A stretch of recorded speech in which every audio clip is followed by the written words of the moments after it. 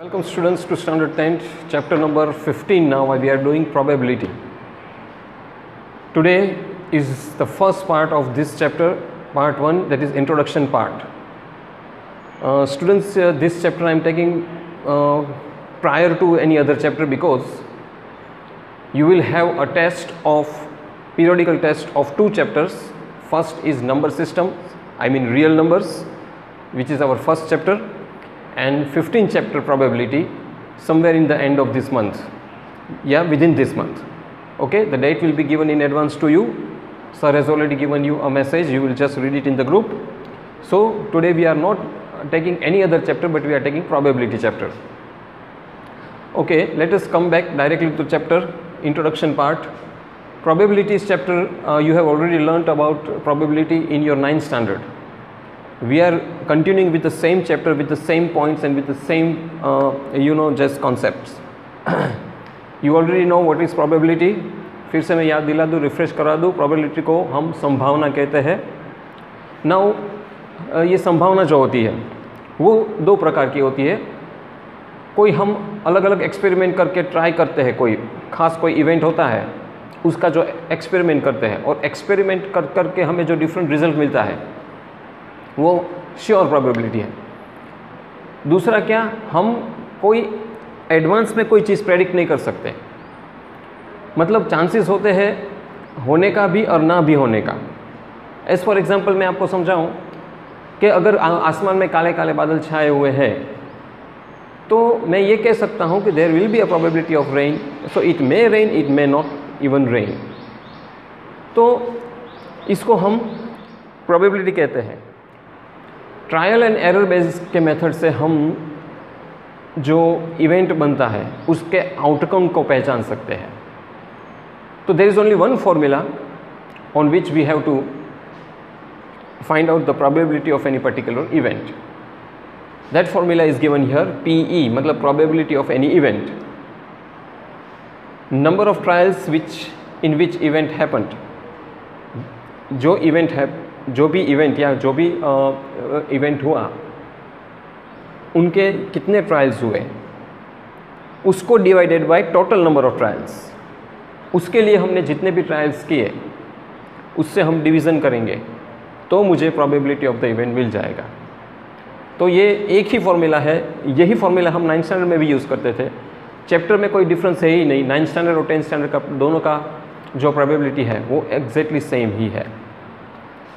Now फिर से मैं याद दिला दूँ, number of trials in which event happened and total number of trials, this is called a probability of an event.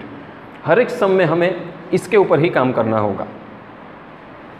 आगे में नेक्स्ट पॉइंट हमारा ये है कि हम जो ट्रायल करते रहते हैं तो कभी कभी क्या कुछ चीज़ें हमें एडवांस में पता चल जाती है. कुछ ऐसे एक्सपेरिमेंट हुए हैं जिसमें हमें रिजल्ट एडवांस में पता होता है, लेकिन कुछ चीज़ें ऐसी होती है जिससे हमें एक्सपेरिमेंट से ही उस इवेंट का पता चलता है. तो ऐसे जो एक्सपेरिमेंट हम करते हैं उसको मैथमेटिकल टर्म में रैंडम एक्सपेरिमेंट कहते हैं. It is known as random experiment. ये याद रखना, random experiment.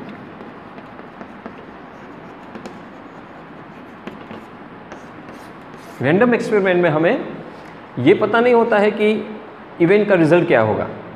Trial and error के बेस पर हम करते रहते हैं और जो भी कुछ अलग अलग टाइप के रिजल्ट आते हैं वो हम करते रहते हैं. That is called random experiment. और जो एक्सपेरिमेंट करते हैं उसको ट्रायल भी कहते हैं मैथमेटिकल टर्म में. It is also known as trial. फिर कभी कभी क्या होता है कि खास करके इसमें ऐसे बहुत सारे सम्स होते हैं, जैसे कि आपने पैक ऑफ कार्ड्स दिए हैं जो कार्ड्स से खेलते हैं. उस कार्ड्स में टोटल यू ऑलरेडी नो कि 52 कार्ड्स होते हैं. उस कार्ड्स में, पैक ऑफ कार्ड्स में 52 कार्ड और उसके 4 शूट्स होते हैं. मतलब शूट्स मतलब यहाँ पे एक मानो कि एक ग्रुप है, ग्रुप ले लो, 13 के 4 ग्रुप्स, तो 13 × 4 टोटल मेक्स 52 कार्ड्स. आपने कार्ड्स देखे होंगे, उस कार्ड्स में अलग अलग प्रकार की साइन होती है. तो जो ऐसी साइन होती है जहाँ पे मैं ये आपको राउंड करके दिखाता हूँ उसको इंग्लिश में स्पैड कहते हैं. It is known as spade. Heart shape you already know, जो रेड कलर का होता है दैट इज़ हार्ट से, उसको हार्ट कहते हैं। डायमंड शेप इस प्रकार का होता है जहाँ पे मेरी फिंगर है, और क्लब शेप पैड जैसा होता है। तो ये 4 अलग अलग प्रकार के शेप्स के ऊपर आपको बहुत सारे क्वेश्चंस या सम्स पूछे जाते हैं। We will do some few of the sums, you will know it when we actually perform the sums.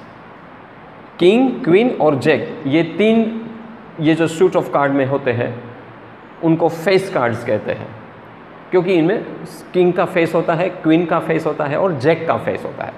That is why it is known as face card. तो ये बच्चों बहुत इंपॉर्टेंट है जानना, क्योंकि ये कार्ड्स को लेकर बहुत सारे क्वेश्चंस पूछे जाते हैं।